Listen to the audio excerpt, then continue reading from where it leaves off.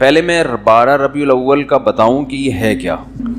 12 ربیع الاول نہ تو رسول اللہ صلی اللہ علیہ وسلم کی پیدائش کا دن ہے اور نہ ہی آپ کی وفات کا دن ہے۔ اس دن کا اسلام میں کوئی سرے سے سر پاؤں ہے ہی نہیں، سمجھ رہے ہیں؟ کچھ بھی نہیں ہے یہ۔ کیوں نہیں ہے؟ اتنے لوگ مناتے ہیں، اتنے لوگ کرتے ہیں۔ لوگوں کے منانے پر گورنمنٹ کی طرف سے کوئی پابندی نہیں ہے، اس لیے مناتے ہیں لوگ۔ اتنے سارے علماء کی تقریریں آتی ہیں اس دن کی فضیلت پر، تو وہ اس لیے آتی ہیں کہ تقریروں پر بھی گورنمنٹ کی طرف سے کوئی پابندی بولو بھائی نہیں۔ تو لوگ دیکھتے ہیں گورنمنٹ کی طرف سے پابندی ہے یا نہیں ہے، اس کو فوکس کرتے ہیں۔ شریعت کیا کہتی ہے یہ تو وہی فالو کرے گا نا جو شریعت کو فالو کر رہا ہو، جو دیکھتا ہو کہ قرآن و سنت کیا کہتے ہیں۔ ائمہ مجتہدین جن کی قرآن و سنت پہ گہری گرفت تھی وہ کیا کہتے ہیں، وہ اخپل طریقے سے اسلام کو پیش بولو بھائی نہیں کرے گا۔ اخپل طریقہ نہیں چلتا۔ آج بہت سے معاملات میں پتہ ہی نہیں چل رہا ہے کہ ان کا لائف اسٹائل یا ان کا مذہب ہے کیا۔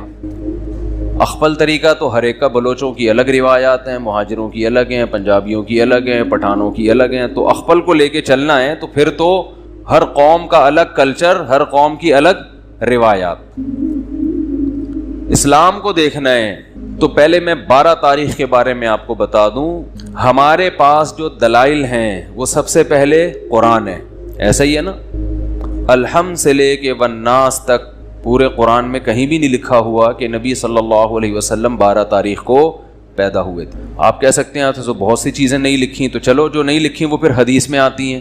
احادیث ہم دیکھتے ہیں تو کوئی ایک صحیح روایت بھی، صحیح حدیث بھی اس بارے میں نہیں ہے کہ آپ صلی اللہ علیہ وسلم 12 ربیع الاول کو پیدا ہوئے۔ آپ کو معلوم ہے آج کل انگریزی تاریخوں سے عربی تاریخ اور عربی سے انگریزی نکالنا آسان ہے یا نہیں؟ آپ اپنی ڈیٹ آف برتھ لکھیں، گوگل سے پوچھیں کہ جس دن میں پیدا ہوا اس دن اسلامی تاریخ کیا تھی، گوگل بتائے گا کہ نہیں بتائے گا؟ گوگل بتا دے گا بھئی یہ بن رہی ہے۔ ایک دن کا فرق اس میں ہو سکتا ہے 29 اور 30 کی بیس پہ، یا مفتی منیب صاحب کی وجہ سے یا پشاور کی وجہ سے ایک آدھ دن کا فرق بولو بھائی ہو سکتا ہے، اس سے زیادہ نہیں ہوگا۔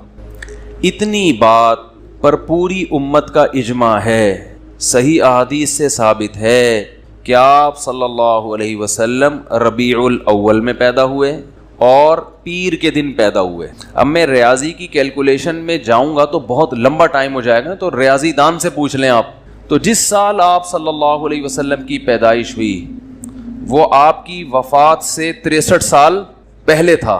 راجح قول کے مطابق 63 سال کی عمر میں آپ صلی اللہ علیہ وسلم کا انتقال ہوا، اور اس سے پچھلے سال آپ نے جو حج کیا وہ حج جمعے کا دن تھا، تو جمعے کے دن 9 ذی الحجہ، اور اس سے اگلے سال آپ صلی اللہ علیہ وسلم کی وفات ہوئی ربیع الاول میں۔ تو کیلکولیشن کرنا آسان ہو گیا کہ نہیں ہو گیا؟ تو کیلکولیٹ کر کے دیکھیں گے اور 62 سال پیچھے جائیں گے تو کیلکولیشن کے حساب سے 12 تاریخ پیر کے دن بولو بھائی نہیں بیٹھ رہی۔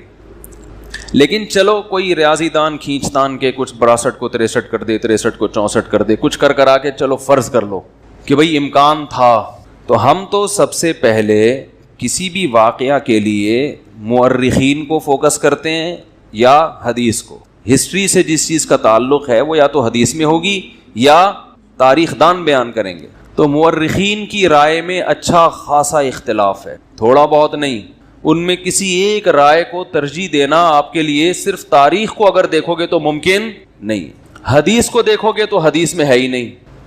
تو اس بات کا امکان ظاہر کیا گیا ہے جو ماہرین محققین کہ 8 یا 9 ربیع الاول کا امکان زیادہ ہے آپ کی پیدائش کا دن ہونے۔ تو ویسے بھی ایک بات ذہن میں رکھیں کہ اسلامی تاریخ میں جو بہت اہم ترین واقعات ہوتے ہیں جن کا ہماری پریکٹیکل لائف سے تعلق ہو، دو چیزیں ہوں، واقعہ اہم اور ہماری عملی زندگی سے تعلق، تو ایسے واقعے کی تاریخ یاد رکھنا یہ اسلام کی ذمہ داری ہے۔ بات آ رہی ہے سمجھ میں؟ والدین میں سے کسی کا انتقال ہو گیا، ان کی ساری زندگی کی نمازیں کاؤنٹ کرتے ہیں کہ کون کون سی نمازیں انہوں نے نہیں پڑھی ہیں، پھر علماء کرام سے رابطہ کرتے ہیں کہ حضرت میرے والد کے ذمے مثال کے طور پر 3000 نمازیں تھیں، تو کیا شرعی طور پر ان کا فدیہ مجھ پہ دینا لازم ہے؟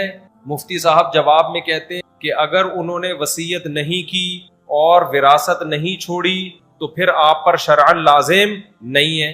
پھر بندہ یہ پوچھتا ہے مفتی صاحب سے، اگر میں خوشی خوشی یہ دینا چاہوں تو کیا میرے والدین کو فائدہ ہوگا؟ مفتی صاحب جواب میں کہتے ہیں ہاں، جملہ مکمل کریں، ہوگا۔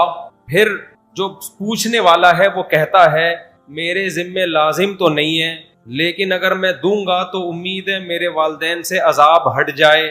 پھر اس کے دل میں یہ بات آتی ہے اگر نہیں دیا تو عذاب ہوتا رہے گا۔ تو بتاؤ دنیا میں کون ہے جو ماں باپ کو عذاب میں دیکھنا چاہے؟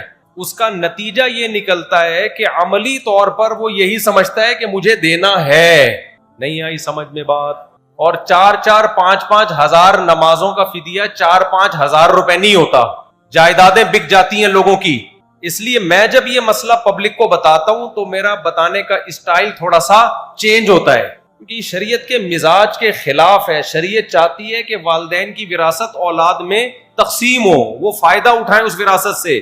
تو اگر یہ حدیث میں حکم ہوتا نا اس طریقے سے کہ ماں باپ مر جائیں تو تم نے ان کی نمازوں کا کفارہ دینا ہے، اگر ہوتا تو پھر تو آپ کے پاس دوسرا آپشن نہیں تھا۔ حدیث میں ایسا کوئی آرڈر ہے نہیں۔